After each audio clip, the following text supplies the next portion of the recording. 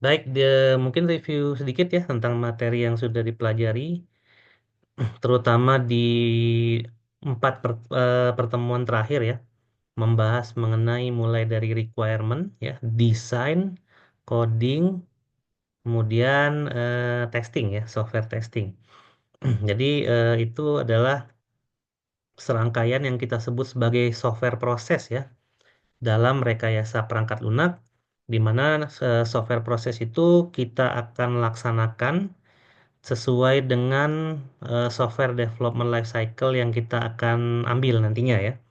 Untuk software development life cycle mungkin masih ingat kemarin ada yang tradisional ya, ada waterfall, ada prototype ya, ada spiral dan lain-lain. Jadi ke semua software proses itu nanti akan diperlakukan secara berbeda ya, tergantung dari SDLC yang nanti akan diambil ya saat pembangunan perangkat lunak yang nanti. Nah, yang kemarin itu baru 4 ya, baru sampai testing. Kemudian masih ada lanjutan ya sebenarnya ada deployment dan maintenance ya.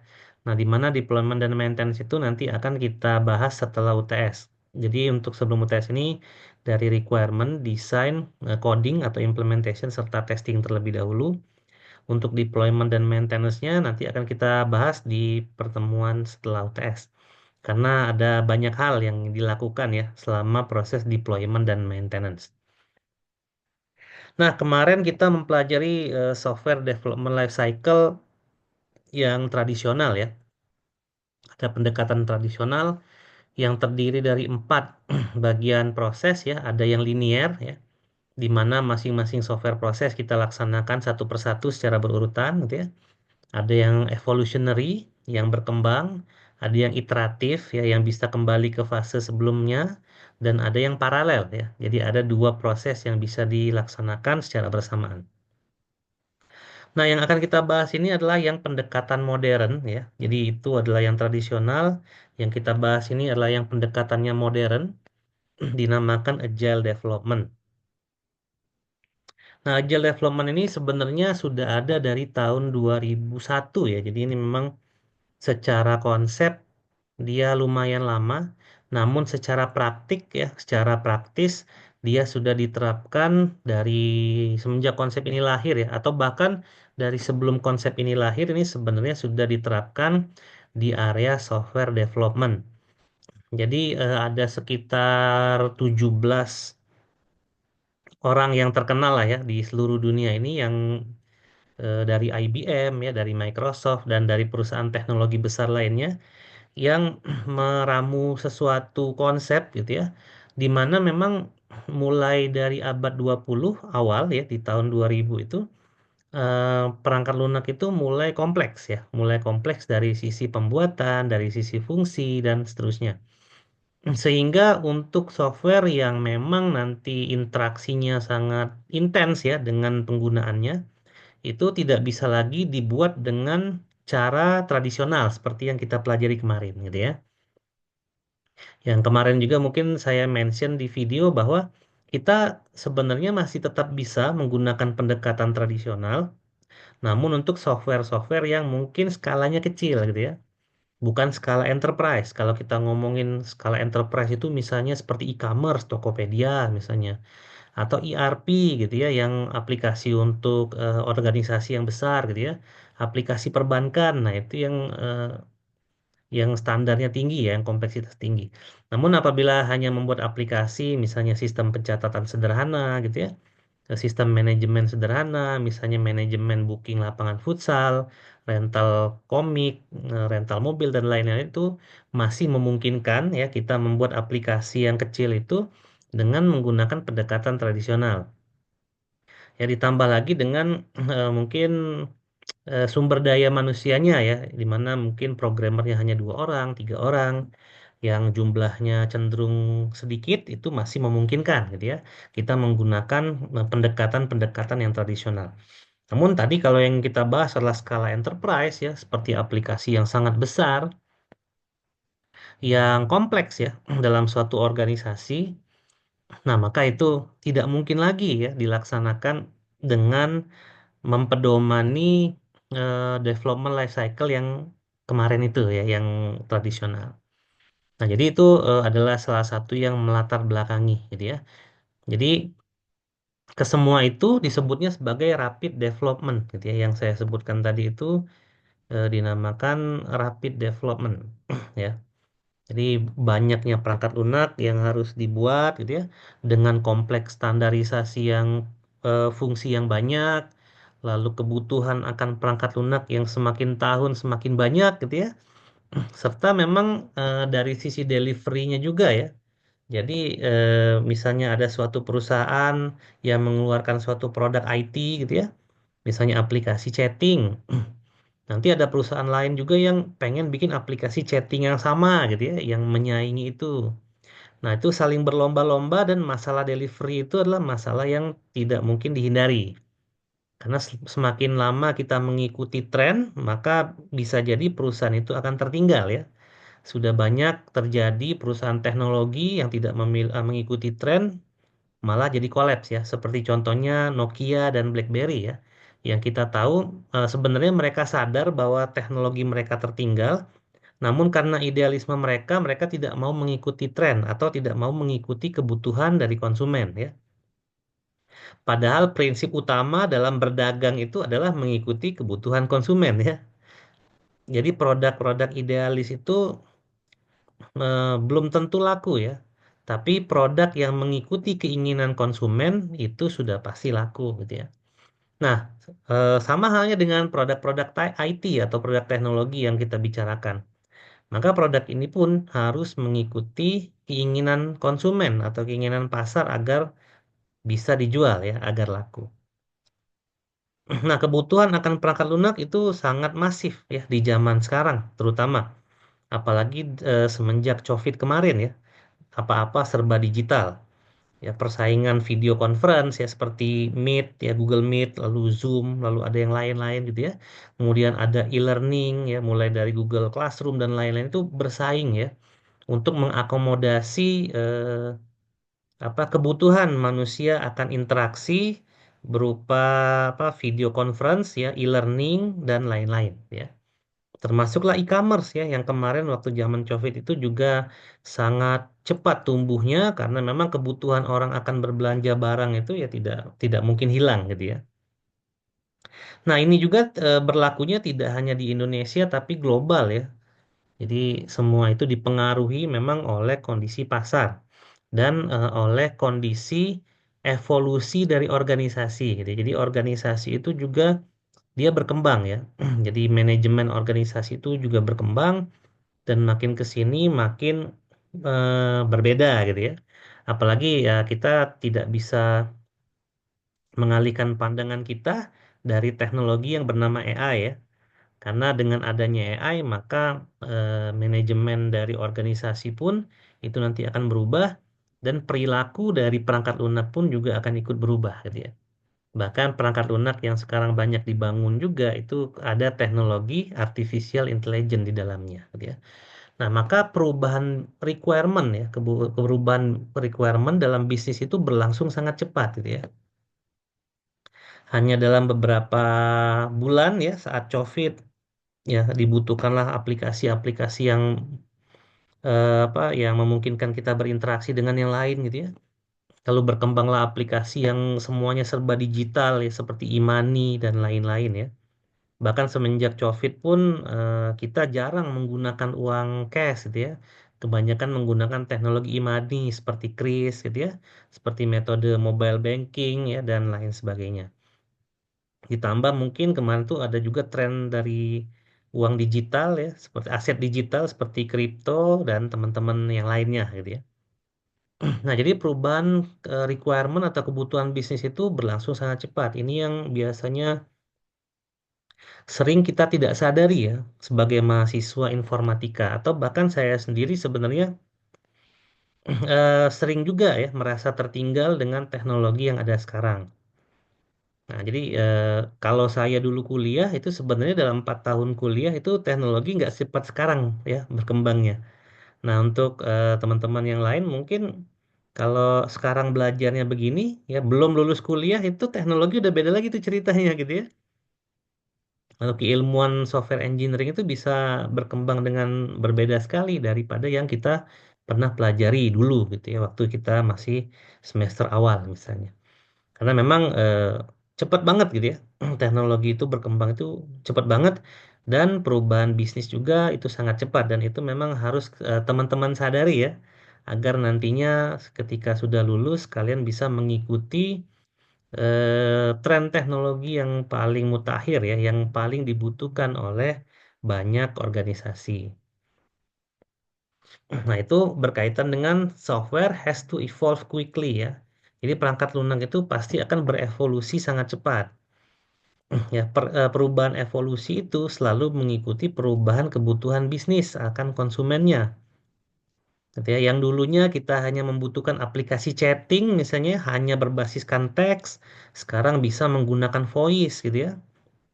Lalu bisa menggunakan video conference, ada grup juga gitu ya. Lalu banyak fitur-fitur mengirimkan stiker, mengirimkan gambar dan lain-lain ya.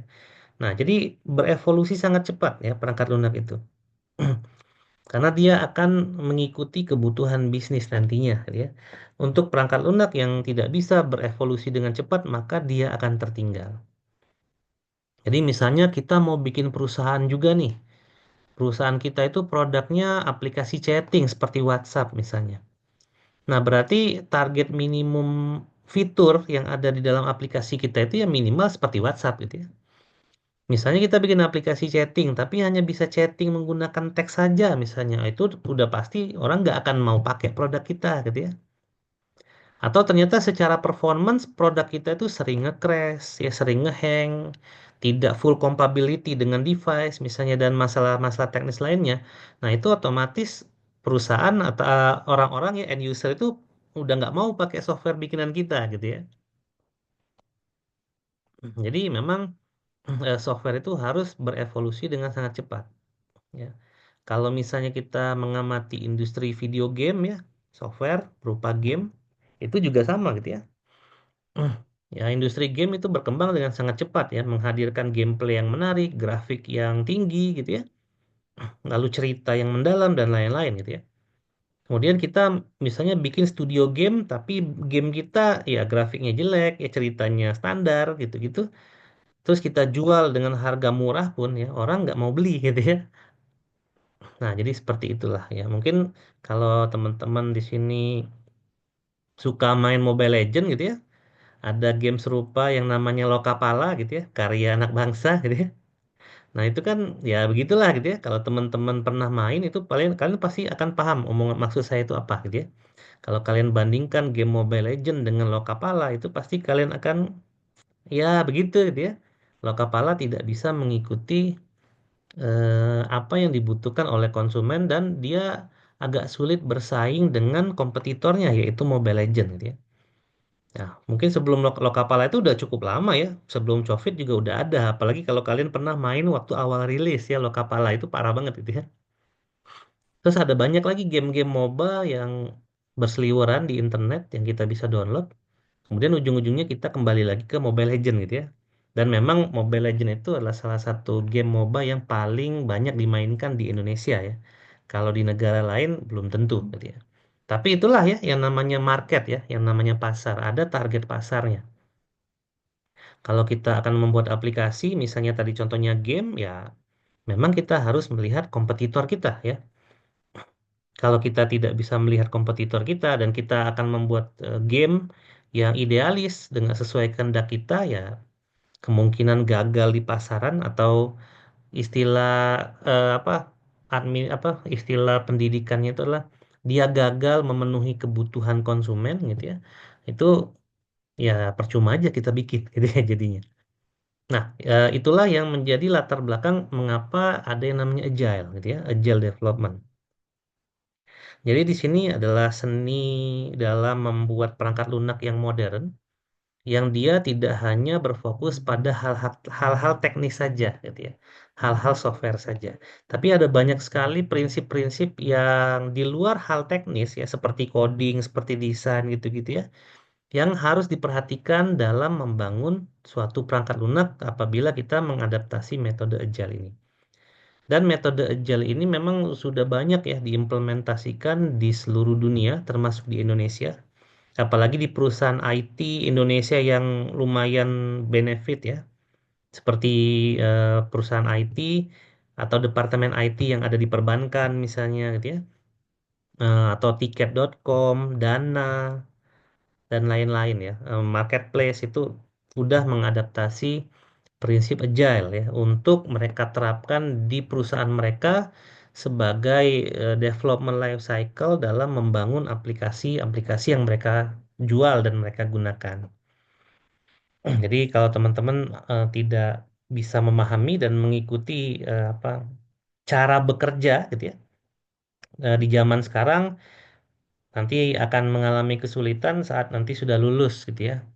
Nanti beradaptasi dengan apa rekan sejawat dari kampus lain itu jadinya agak susah nanti gitu ya. Nah, ini kalau kita melihat dari referensi kita gitu ya. Ini juga termasuk latar belakang. Jadi ini adalah cost gitu ya. Ini adalah cost, development cost ya. Ini development schedule progress, ini time waktu gitu ya. Jadi ini adalah perbandingan waktu dan cost gitu ya.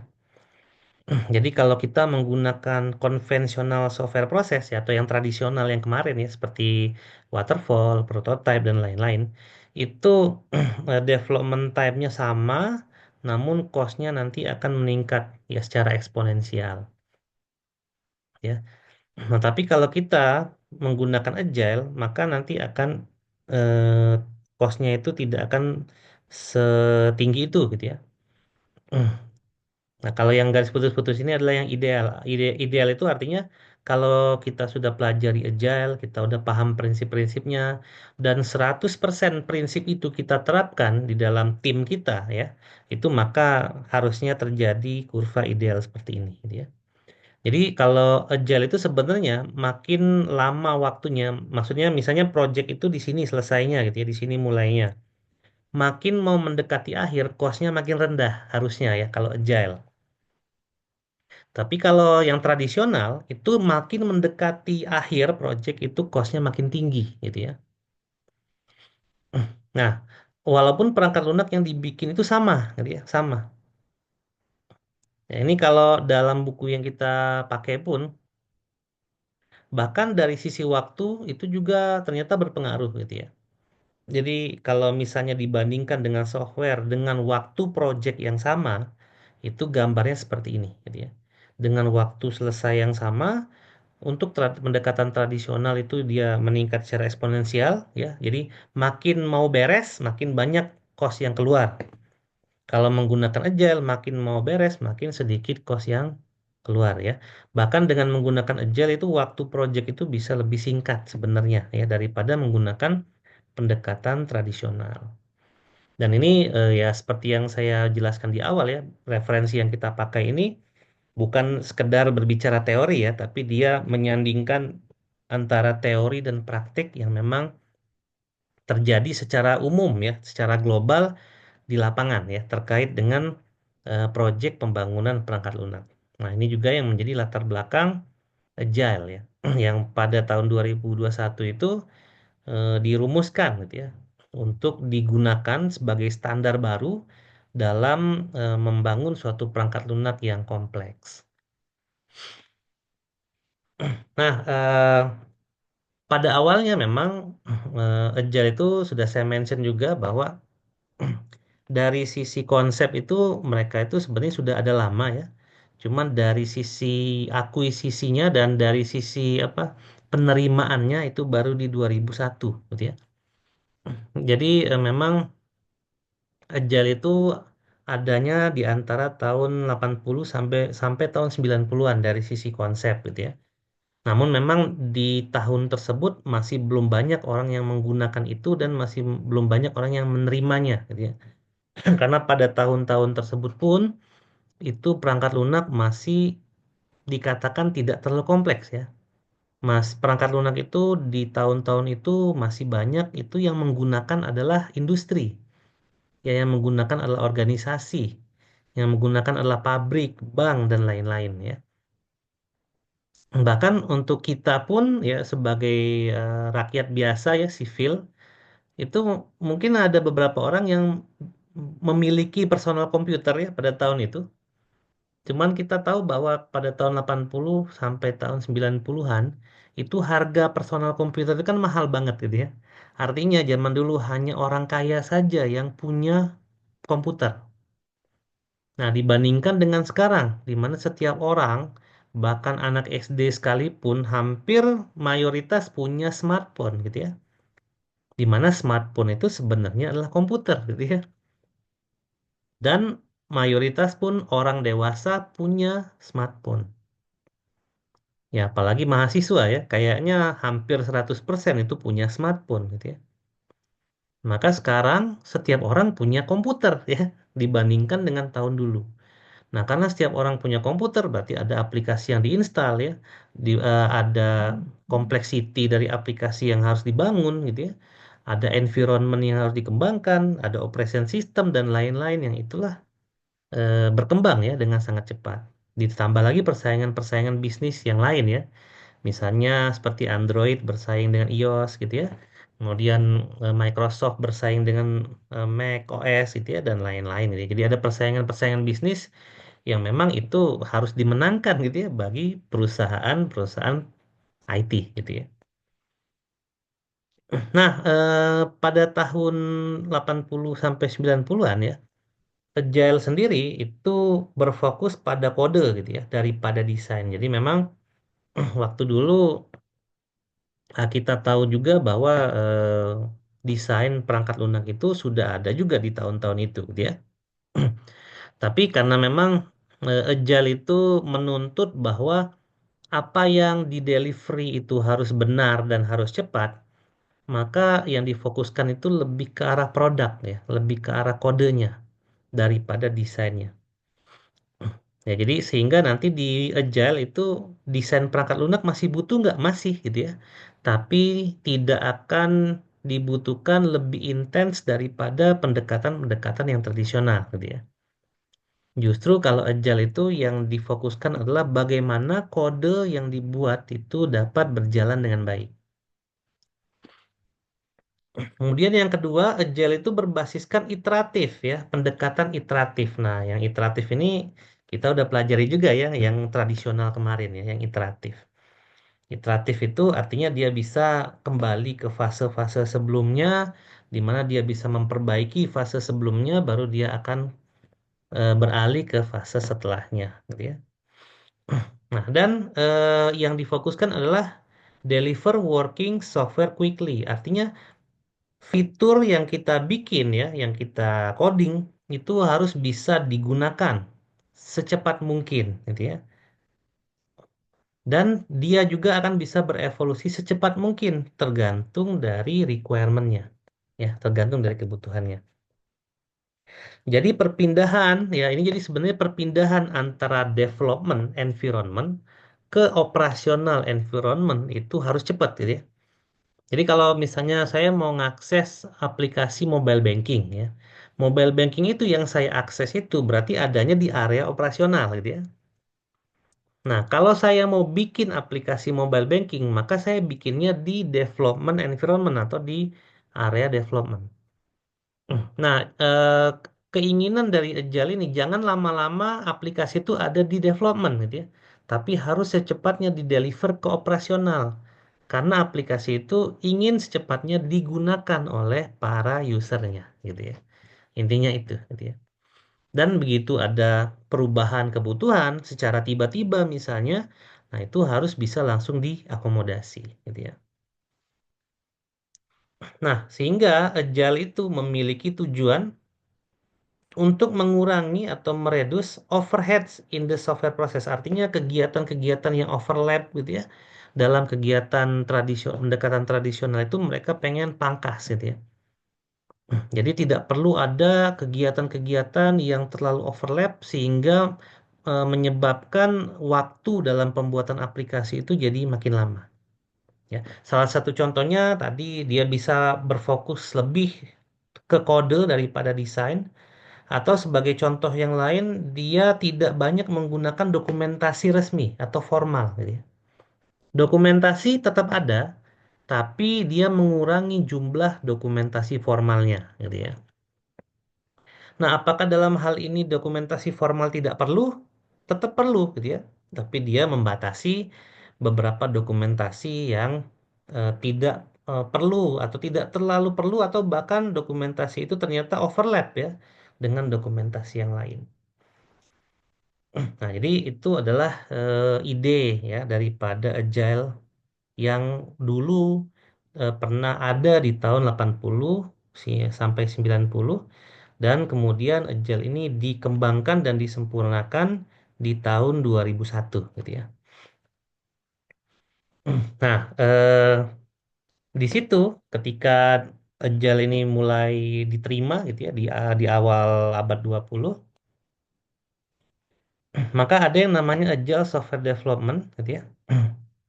Nah, di mana ini adalah sekumpulan organisasi yang meramu gitu ya, yang menyusun ya Agile Software Process ini berdasarkan iteratif dan incremental gitu ya. Kalau pada tahun 80 kemarin dia lebih ke iteratif, namun ketika dikembangkan dia mengambil dua pendekatan iteratif dan incremental atau evolutionary ya, incremental ini. Nah, di mana yang menjadi fokus itu tetap kebutuhan, ya, tetap requirement, dan requirement itu akan menjadi solusi, ya. Nah, tapi nanti akan ada beberapa tambahan dari perilaku organisasinya atau perilaku tim. Jadi memang Agile ini dia mengatur perilaku timnya juga ya. Jadi tidak hanya mengatur hal-hal teknis yang harus dilakukan, tapi dia mengatur perilaku tim seperti self-organizing, cross-functional team, dan lain-lain, gitu ya. Nah, jadi memang pembangunan perangkat lunak menggunakan metode Agile ini, dia akan fleksibel ya. Jadi dia fleksibel, bebas, tapi masih teratur ya. Masih memiliki panduan-panduan yang harus kita ikuti agar komunikasi tim ya atau tim dengan stakeholder itu masih berjalan dengan baik ya. Ya, jadi dia adalah prinsip utama. Nanti turunan dari Agile ini banyak ya. Kita akan bahas salah satunya nanti ya. Kita akan bahas di pertemuan depan ya. Kita bahas teori dasar dan prinsip dari Agile dulu. Nah, dalam Agile konsep yang terbaru itu ada 4 manifesto atau prinsip utama ya yang harus kita tanamkan dalam diri kita gitu ya sebagai seorang software developer yang ingin mengembangkan software menggunakan Agile gitu ya. Nah, yang pertama itu manifestonya adalah individuals and interaction. Itu yang lebih penting daripada proses dan tools gitu ya. Nah, di sini lebih mengatur pada self organization ya terhadap orang-orangnya gitu ya. Jadi orang-orang yang berkualitas dan yang memiliki komunikasi yang baik ya, itu lebih utama daripada proses dan tools. Jadi intinya lebih lebih ke sumber daya manusia ya. Sumber daya manusia yang berkualitas itu lebih utama daripada misalnya membangun aplikasi menggunakan bahasa pemrograman terbaru gitu ya. Nah itu nggak terlalu perlu gitu ya. Tapi yang perlu itu adalah individuals and interaction gitu ya. Artinya self organization team ya. Jadi tim yang dapat berkembang dengan sendirinya gitu ya. Itu yang diperlukan. Nah, kita juga sadari ya bahwa konsep-konsep seperti micromanage ya dalam organisasi itu juga sudah sangat ditinggalkan gitu ya. Micromanage itu konsepnya seperti ini. Misalnya seperti kalau kita di negara itu ada presiden gitu ya. Nah, presiden itu kan dia lebih mengurusi masalah negara dan lintas negara gitu ya. Nah, apabila presiden misalnya menerapkan micromanage, maka presiden pun ngurusin rakyat gitu. Nah, itu micromanage namanya. Padahal yang ngurusi rakyat itu kan ada pemerintah daerah gitu ya, seperti kepala desa gitu ya, wali kota, gubernur. Nah, itu yang harusnya mengurusi rakyat secara langsung interaksinya. Karena ada yang namanya struktur organisasi gitu ya. Nah, apabila organisasi paling atas masih ngurusin pekerjaan yang paling bawah, nah itu namanya micromanage. dan dalam apa pengembangan organisasi itu sudah tidak baik ya, dan itu sudah banyak ditinggalkan ya dalam pengelolaan organisasi di zaman sekarang. Nah, itu yang harus kita pahami bahwa dalam manifestonya Agile, ya orang ya sumber daya manusia dan komunikasi gitu ya, itu lebih penting ya daripada tools dan proses. Misalnya kalian ya intinya gini ya Pak, orang yang menggunakan orang yang otaknya bagus gitu ya, mau laptopnya jadul pun itu masih lebih bagus ya daripada orang yang otaknya mentok tapi laptopnya MacBook gitu ya. Nah, intinya gitulah gitu ya. Secara kasarnya ya. Kemudian manifesto yang kedua itu working software, artinya software yang dibangun dan dipakai gitu ya, working software itu. Software yang dibuat dan dipakai. Itu lebih utama daripada dokumentasi yang komprehensif. Jadi kalau misalnya kita ngomongin agile, dokumentasi yang seabrek-abrek itu tidak lebih penting daripada software yang berhasil diserahkan gitu ya. Nah, itu yang harus kita tanamkan dulu ya, empat manifesto ini ya di dalam diri kita gitu ya. Karena memang empat manifesto ini akan banyak adaptasinya ya di tahun-tahun sekarang. Dan kita jangan lupa juga ya di 2025 ini banyak krisis pekerjaan gitu ya. Banyak orang yang mengutamakan skill ya. Ditambah lagi banyak perusahaan juga yang mereka punya lowongan tapi tidak ada orang-orang yang mampu untuk mengisi lowongan itu gitu ya. Nah, lalu yang ketiga itu yang lebih utama itu adalah customer collaboration, artinya berkolaborasi dengan customer. Itu lebih penting daripada negosiasi kontrak ya. Jadi negosiasi kontrak itu bukan nggak penting ya, artinya itu penting juga, tapi yang lebih penting adalah customer collaboration. Jadi misal dalam kontrak, ya misal dalam kontrak nih, software ini kita kerjakan dalam waktu 6 bulan gitu ya. Nah itu tidak begitu penting 6 bulan itu dibandingkan dengan kolaborasinya dengan customer. Ya, misalnya dalam 6 bulan itu customer itu berapa kali berinteraksi dengan kita gitu ya. Apakah customer itu bisa kita tanya dalam apa untuk wawancara, untuk menggali kebutuhannya gitu ya. Kita bisa bersama membangun aplikasi ini gitu ya. Di mana memang pasti kita akan membagi profesionalisme kita ya. Kalau customer kan nggak mungkin kita suruh coding gitu ya. Nah, yang pasti customer itu kalau kita mau nanya, misalnya kita mau nanya nih, Bapak misalnya butuhnya aplikasinya seperti apa, tampilannya mau kayak gimana gitu ya, bentuk interaksinya bagaimana. Nah, itu waktu customer itu ada gitu ya untuk kita bertanya.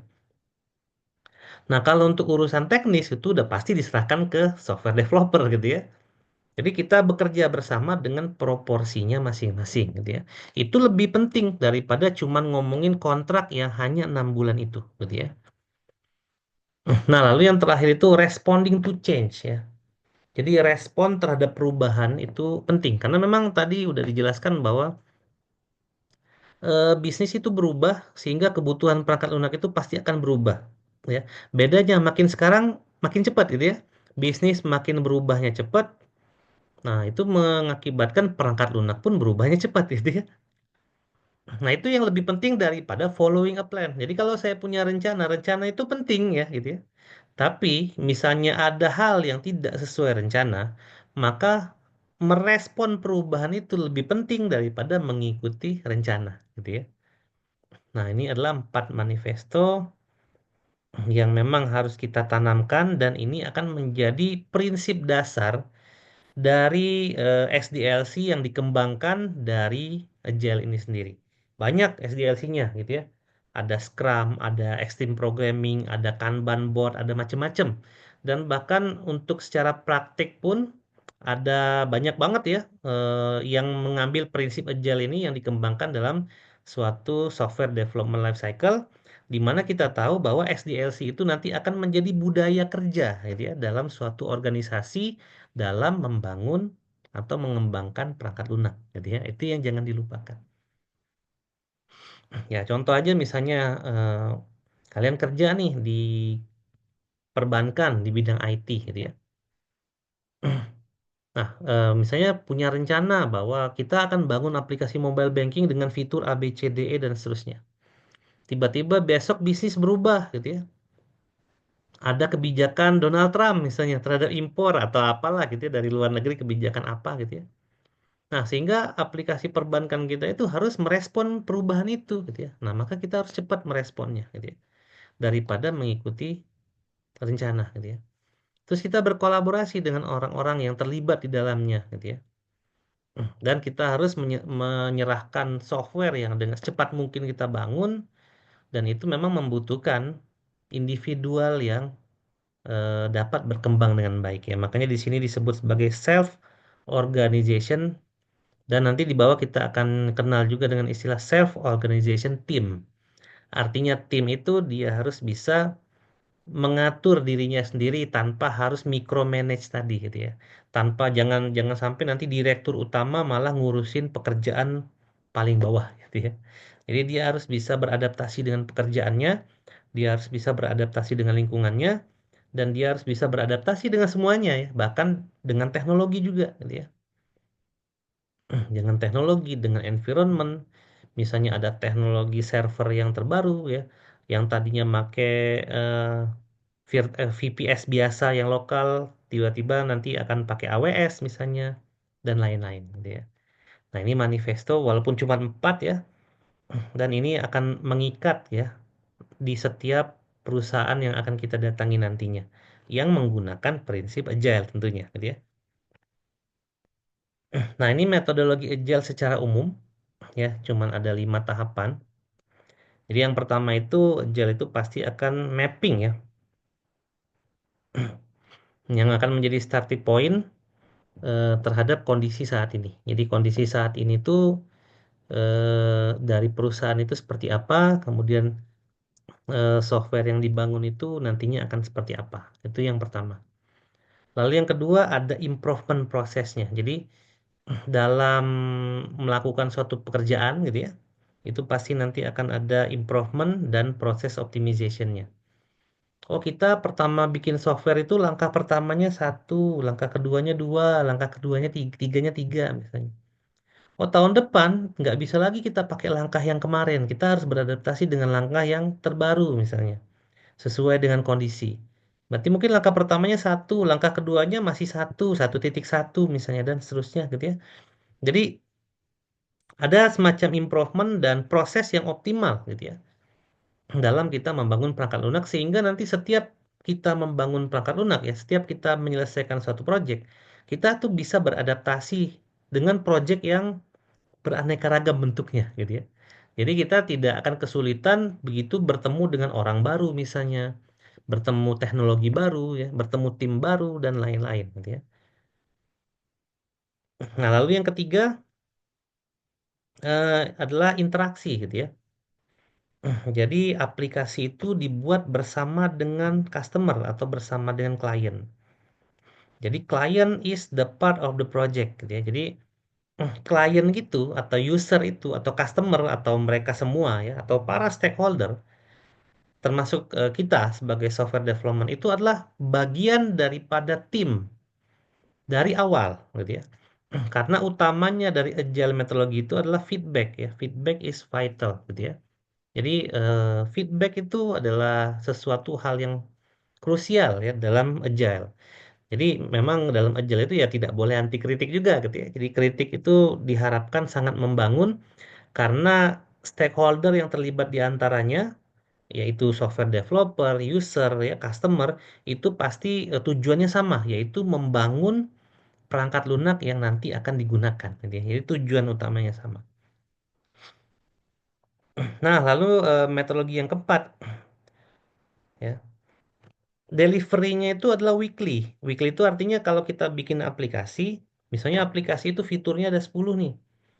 Nah, setiap minggu tuh harus ada aplikasi yang kita serahkan, harus ada yang di delivery, gitu ya. Harus ada yang bisa dipakai. Ya, setidaknya itu weekly delivery of development. Gitu ya. Jadi memang seperti itu ya. Kemudian yang terakhir itu adalah evaluasi dan monitoring. Nah, gitu ya. Jadi ada penilaian kinerja ya, seperti KPI di sini ada report, ada metrik dan lain-lain ya untuk meningkatkan performansi dari project dan performansi dari para orang-orang yang terlibat di project tersebut. Jadi yang terlibat di project itu ya, jadi Agile ini bukan hanya untuk software developer ya, tapi untuk user juga, untuk customer juga gitu ya. Jadi semuanya itu nanti akan dievaluasi. Nah, life cycle-nya akan kembali lagi ke fase satu gitu ya. Nanti akan melihat stage yang sekarang, lalu apakah butuh evolusi atau enggak, ya di stage 2 kemudian kita desain dengan klien lagi dan seterusnya. Jadi life cycle ini nanti akan selalu diacu untuk meningkatkan atau mengoptimalkan proses development dari pembangunan perangkat lunak gitu ya.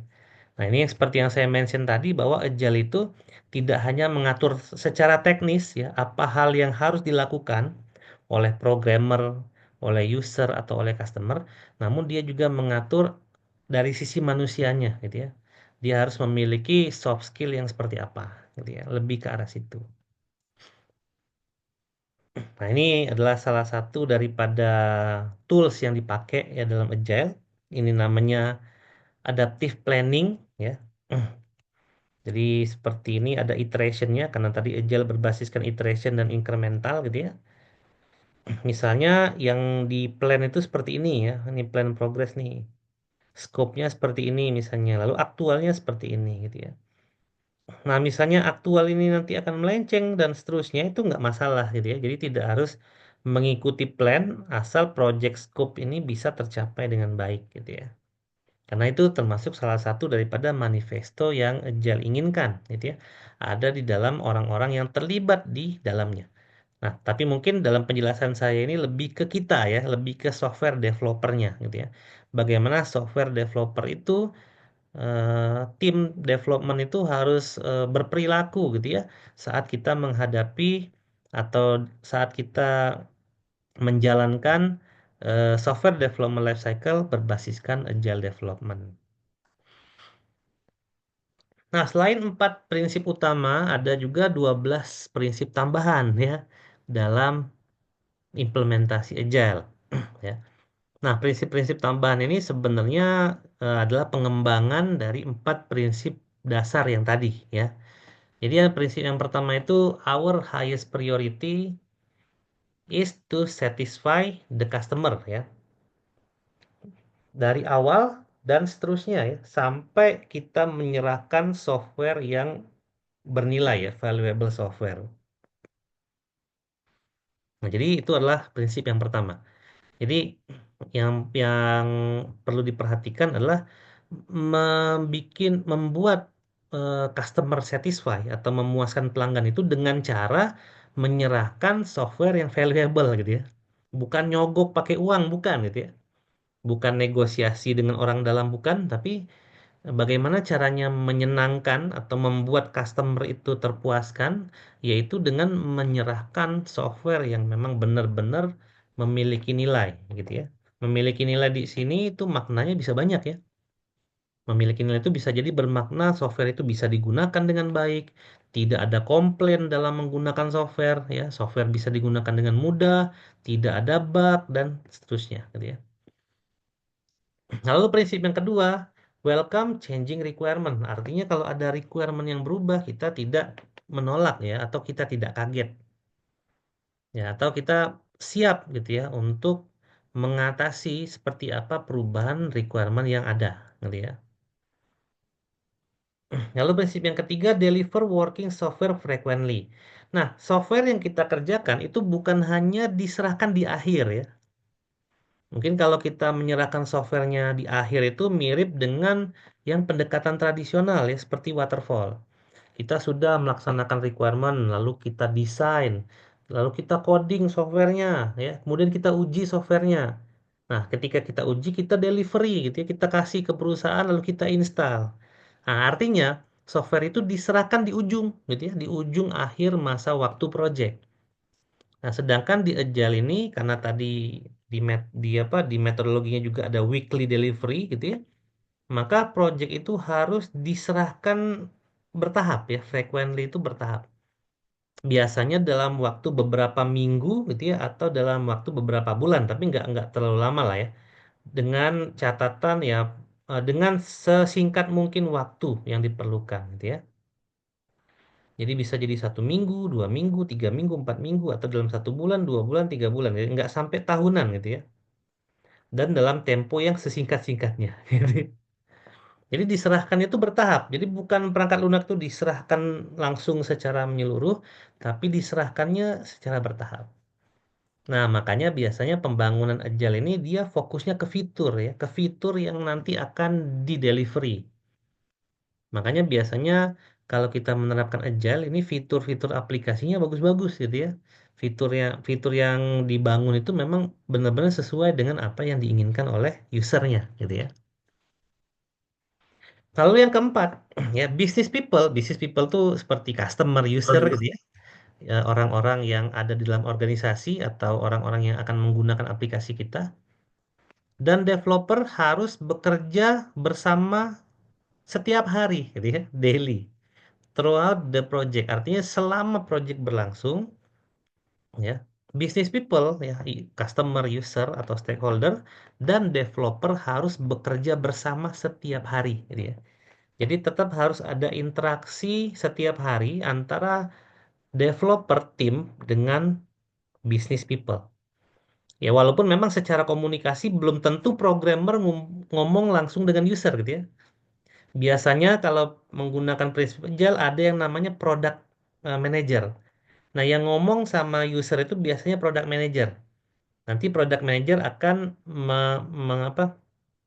membahasakan permintaan user tadi ke programmer ya, agar programmer itu bisa membuat aplikasi yang sesuai dengan permintaan si user tadi. Atau bisa jadi product manager tidak langsung ke programmer tapi ke software design dulu. Karena misalnya customer minta untuk didesain dulu aplikasi yang sesuai dengan kebutuhan dia tadi. Gitu ya. Kemudian si product manager menyerahkan itu ke customer, customer approve, maka baru diserahkan ke programmer gitu ya. Nah, intinya developer dan business people ya dalam artian ini itu harus bekerja secara bersama-sama setiap hari gitu ya. Jadi jangan sampai nih interaksi dengan usernya sebulan sekali gitu ya atau bahkan seminggu sekali jangan gitu ya. Karena seperti yang saya mention tadi kita semua di sini menginginkan perangkat lunak itu selesai tepat waktu dan perangkat lunaknya bisa bekerja dengan baik gitu ya. Kemudian prinsip yang kelima itu project itu dibuat oleh orang-orang yang termotivasi tinggi gitu ya. Jadi yang termotivasi tinggi itu yang tidak perlu micromanage tadi ya. Programmer dia sudah tahu kerjaannya apa. Jika ada kesulitan dia udah paham harus ngapain gitu ya. Software designer juga sama, product manager juga sama, user pun juga sama gitu ya. Customer pun juga sama. Jadi begitu ada hal-hal atau kendala atau perlu improvement, masing-masing orang yang terlibat di project ini sudah tahu harus ngapain. Dia intinya itu. Kemudian prinsip yang keenam adalah komunikasi yang paling bagus gitu ya dalam menerapkan agile ini adalah face to face gitu ya. Face to face itu berarti kita temunya tatap muka, misalnya menggunakan video conference atau memang tatap mukanya itu bertemu langsung gitu ya di dalam ruang rapat. Itu adalah komunikasi yang paling bagus dalam agile. Karena komunikasi face to face itu dan ngomong langsung seperti ini itu lebih cepat dalam memahami informasi yang nanti akan saling bertukar atau berinteraksi gitu ya dalam prinsipnya agile gitu ya. Jadi agile ini sangat jarang komunikasinya misalnya lewat telepon saja itu jarang gitu ya. Biasanya video conference face to face atau memang setiap hari akan ada rapat yang mungkin cuman 10 menit atau setengah jam paling lama untuk membahas project gitu ya. Jadi memang seperti itu. Kemudian Agile itu nanti akan membuat suatu tim development itu menjadi sustainable gitu ya.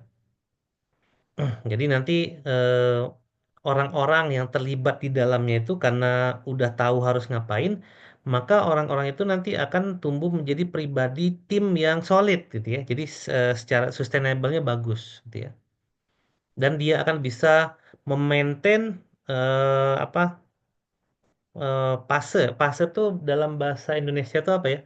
Jadi kayak kita tuh kayak main bola aja ya, kayak main bola striker tuh udah tahu dia tuh harus ngapain gitu ya. pemain tengah itu udah tahu dia harus ngapain, kiper udah tahu dia harus ngapain gitu ya. Sehingga nanti pelatih itu cuma ngarahin sedikit aja, nanti pemain bola itu yang akan berkembang ya di lapangan dan akhirnya mencetak gol dan memenangkan pertandingan ya kira-kira itu gitu ya. Jadi itu namanya sustainable development ya. Jadi walaupun nanti kalau main bola itu walaupun nanti diserang, defender itu udah tahu harus ngapain gitu ya. Saat serang balik, penyerang juga udah tahu harus ngapain gitu ya. Jadi semua orang di lapangan bola itu sebenarnya sudah tahu harus ngapain gitu ya. Nah, itu jadi sustainable ya. Begitu orang-orang udah tahu dia itu harus ngapain, maka tim itu akan menjadi tim yang sangat solid. Makanya jadi ini sebenarnya sedikit ini ya sedikit teguran bagi kita yang sering misalnya kalau tugas besar itu cuma titip nama aja gitu ya. Nah, itu menjadi teguran yang sangat luar biasa ya sebenarnya. Karena pasti orang-orang yang seperti itu nggak diajak main di sini gitu ya. Nggak akan diajak main di tim ini gitu ya. Dan perlu saya ingatkan lagi bahwa hampir setiap perusahaan sekarang menerapkan prinsip ini gitu ya dalam organisasi mereka ya untuk masalah development aplikasi. Nah, itu yang jangan dilupakan ya. Kemudian prinsip yang 9 itu bahwa agile itu membutuhkan atensi yang selalu ada gitu ya. Jadi terhadap teknis, terhadap desain dan apapun itu. Jadi attention itu memang diperlukan, gitu ya, dalam mengembangkan tim, mengembangkan project, gitu ya, mengembangkan produk dan seterusnya. Jadi atensi itu sangat diperlukan. Jadi jangan sampai nanti ada orang yang tiba-tiba dia nggak tahu harus ngapain, gitu ya. Tiba-tiba dia nggak tahu harus komunikasi dengan siapa, misalnya. Nah itu jangan harus dihindari. Makanya dia membutuhkan continuous attention. Ya terkait dengan technical, good design dan lain-lain. Kemudian prinsip yang ke-10 bahwa agile itu mengadaptasi prinsip simplicity, gitu ya. Simplicity itu adalah kita kerjanya nggak terlalu rumit tapi hasilnya maksimal. Gitulah intinya ya, simplicity. Sehingga nanti kita tidak menyia-nyiakan energi kita tapi hasilnya itu maksimal, gitu ya. Sekalipun ada hasil yang tidak sesuai, maka itu akan dievaluasi sehingga yang tidak sesuai menjadi sesuai, gitu ya. Nah, itu adalah prinsip yang ke-10 ya, mengadaptasi prinsip yang namanya simplicity. Karena memang secara manifesto tadi Agile kan tidak mau yang ribet-ribet ya. Bahkan untuk dokumentasi yang terlalu overlap juga dipangkas gitu ya. Hal-hal teknis yang overlap, yang ribet itu dikurangi gitu ya. Kemudian prinsip yang ke-11 itu adalah self-organizing team gitu ya. Tim yang dia bisa berkembang dengan sendirinya.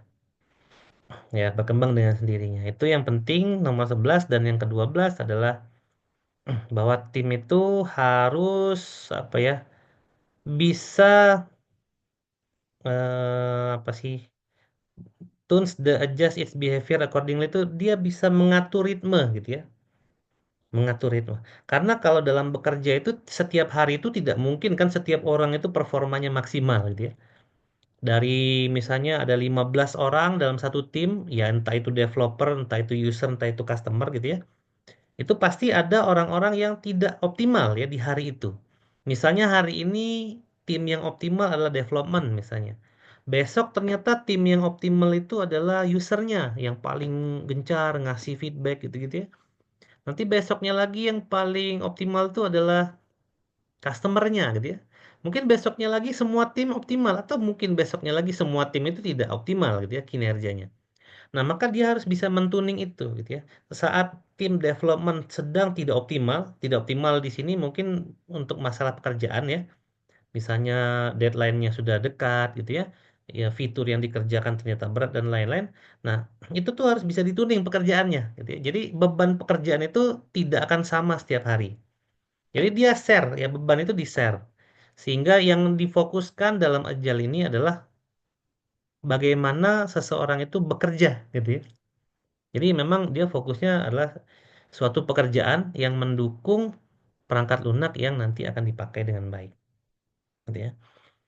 Jadi tim itu tidak akan selalu bagus ya. Mungkin subjektif juga ada gitu ya. tiba-tiba moodnya jelek gitu ya, atau ada tim yang sakit ya, ada tim yang ternyata cuti. Nah, itu tuh harus bisa dituning tuh, gitu ya.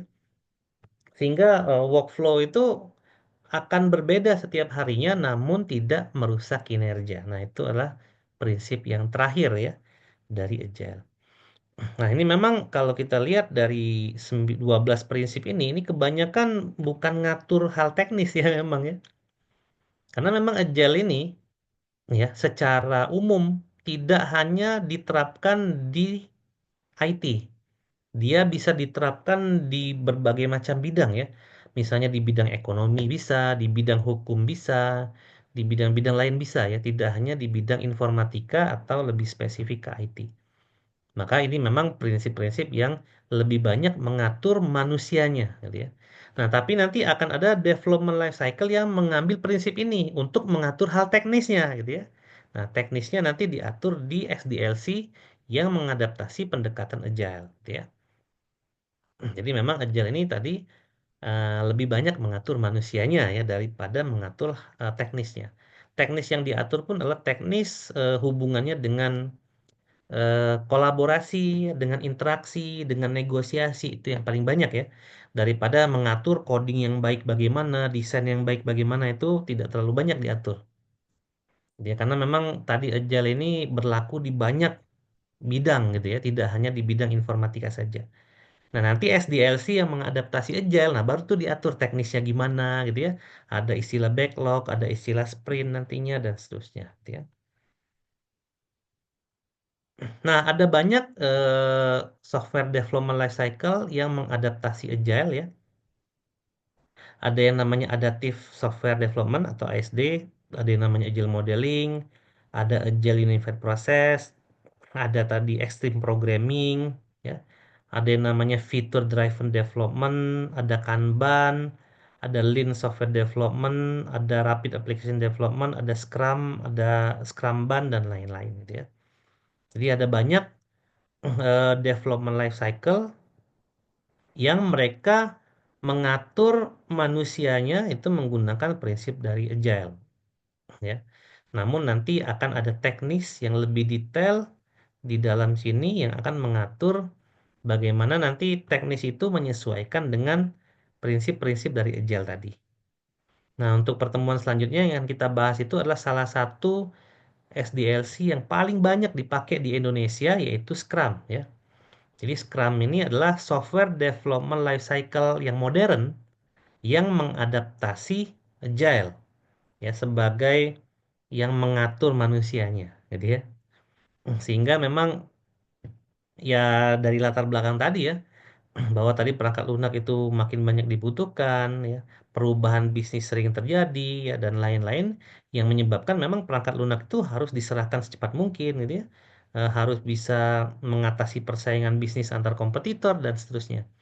Ya, sehingga dibutuhkanlah eh, cara-cara ya bagaimana membuat software yang bisa mengikuti itu gitu ya. Nah, cara yang paling optimal sejauh ini adalah menggunakan prinsip agile yang berlaku secara umum, kemudian prinsip itu ditambahkan di dalam software development lifecycle sehingga dia menjadi pendekatan-pendekatan modern ya yang digunakan saat ini. Oke, baik seperti itu ya mungkin materi pada kali ini ya.